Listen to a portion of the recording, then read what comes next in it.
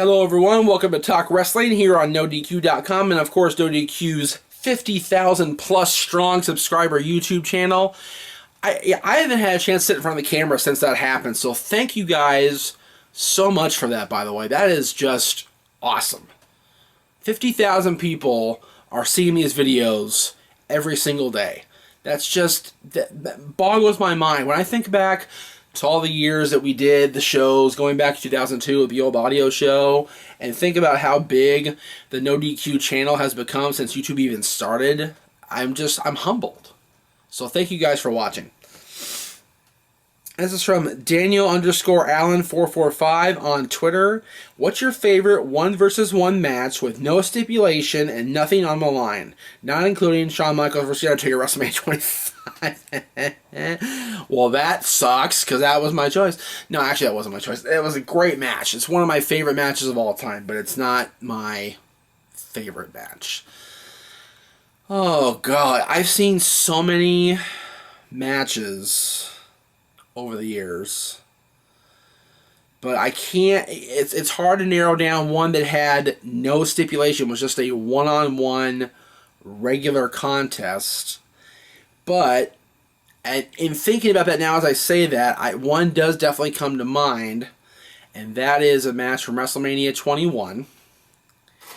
Aaron was there live for that. Basically everybody in my circle except me and my buddy Lee, my old co-host in XMV, was live for that. Lee and I were sitting right over there on that couch over there watching on the big screen.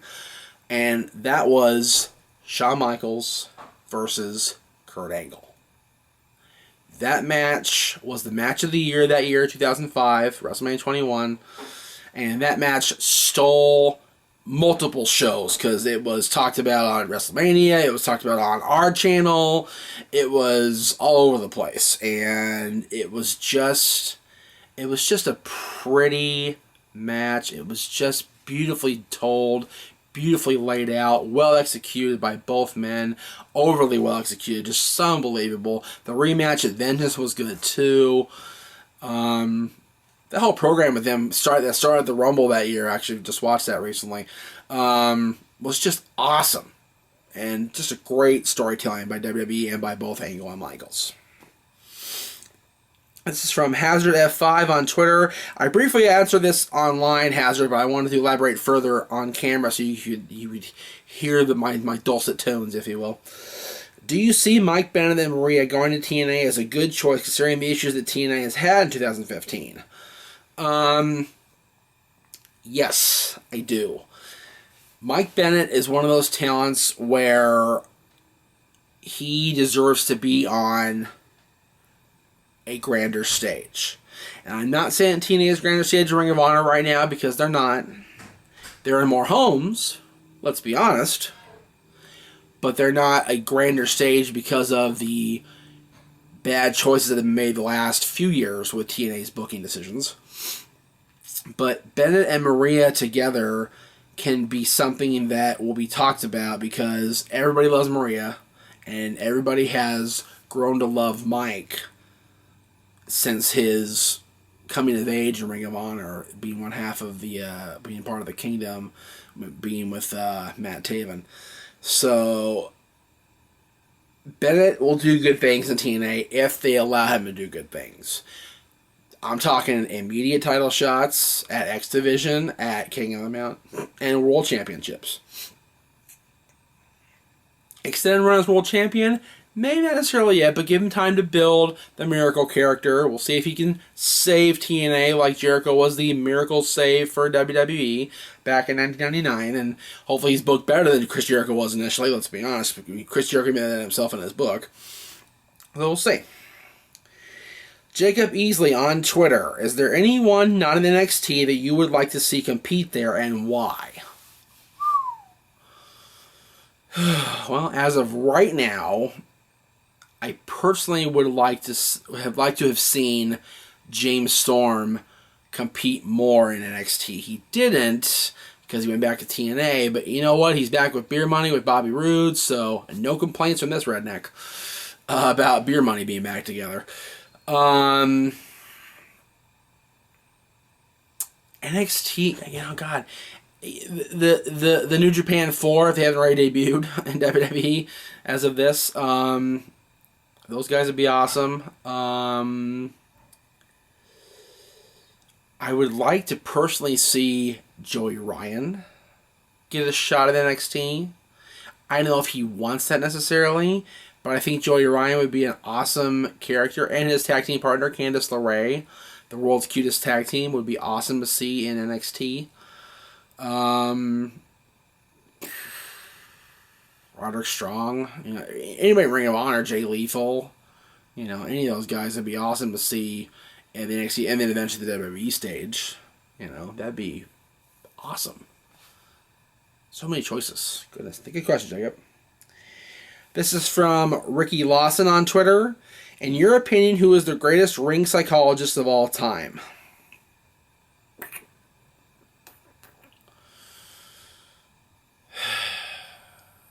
There's a couple answers to this.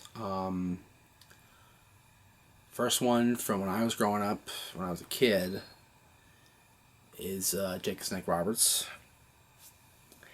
Jake never had to scream, never had to raise his voice, never had to do anything except tell the story in his tone like this, and just gaze into the camera with those dark, sinister eyes and let you know that the DDT was coming, and that was all there was to it.